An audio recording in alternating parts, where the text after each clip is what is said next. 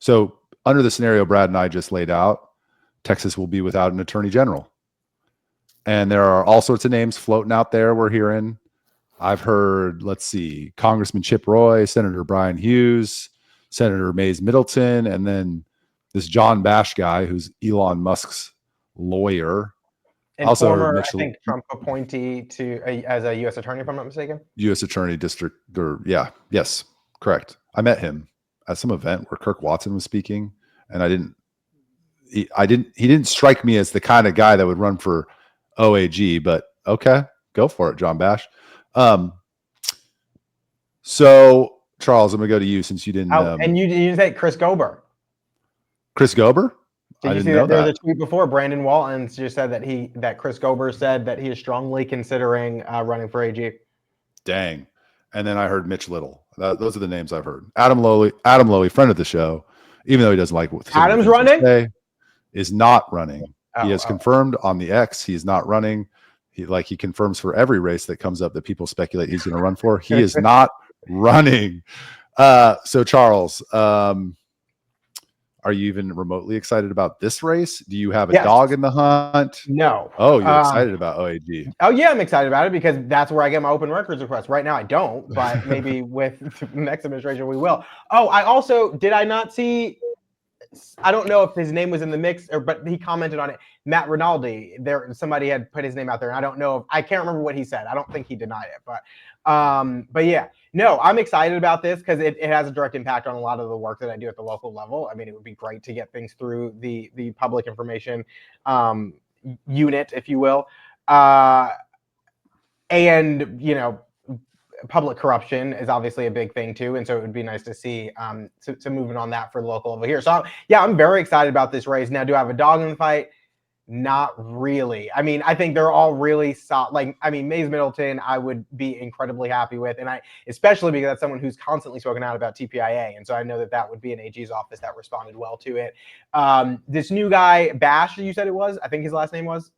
He's interesting resume. It sounds promising, but I don't know anything about him. Mitch Little, I don't know. I know who he is, obviously, know where he stands at the legislature. I'd be curious to find out a little bit more about some of the things that deal specifically with the AG's office. Out of his budget amendments, I keep seeing that he has all these budget amendments to give the AG's office more money. I think one was to reimburse Paxton $65,000. Another was to increase AG staff salaries by 6% or something.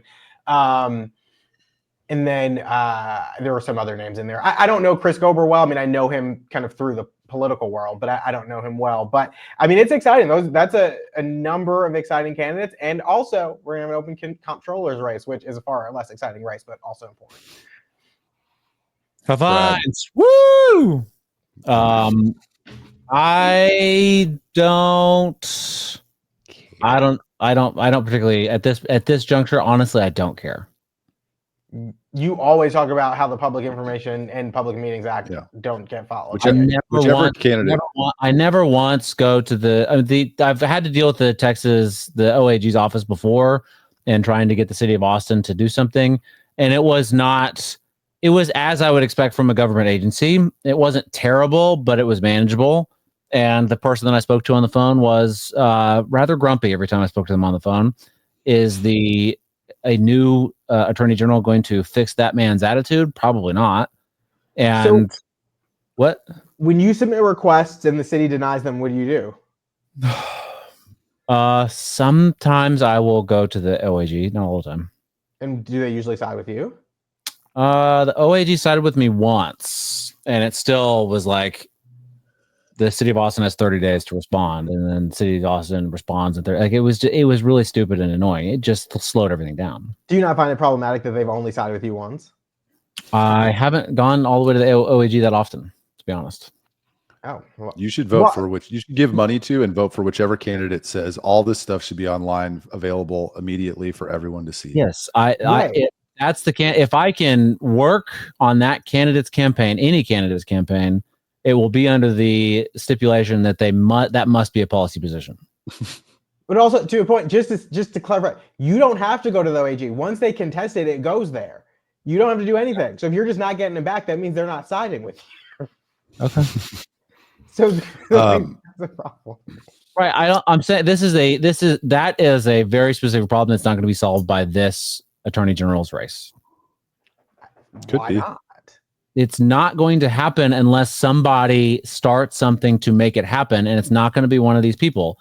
The attorney general of Texas, any candidate, they're not going to do that. The second they do that and say that all public information should be readily available and free, yes, that is the moral and right and ethical thing to do. I think it would be fucking awesome. The second they do that, they're not going to get funding for their campaign anymore. It has to be done in a different way. It has to be a different route. Well, I'm not even saying that they're going to go and run on a campaign of putting all the information online immediately. I'm saying that they're going to be more responsive and side with citizens more than the current administration. Yeah, that'd be great. That'd be awesome. I agree. I don't know who. I don't know. I just, for someone who's so passionate about this issue, I thought you would be more interested in this race. I am interested. I don't know who.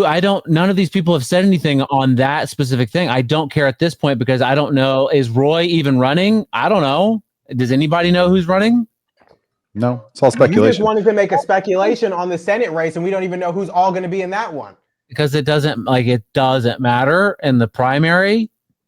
It's Cornyn or Paxton. Well, we could solve it by having all those candidates when they are declared on the show, and Brad can ask them over and over again until he gets the answer he wants. Forever. No, I'll ask him because he doesn't seem to care about this. No, issue. I'll ask them because this is my deal, not yours.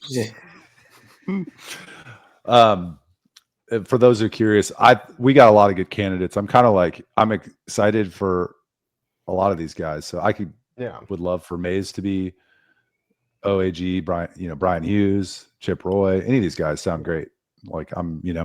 So I don't know. I think a big part of the OAG, at least in the last, for Paxton, has been pushing back on some of the federal stuff that was happening under the Biden administration. So I see all these guys as picking up that torch and fighting that stuff. So I don't really have a particular dog in the race, and I'm not as excited about this as the Senate race because there's a lot of good candidates. All right. Am I the a-hole? Shall we? Yes. You shall.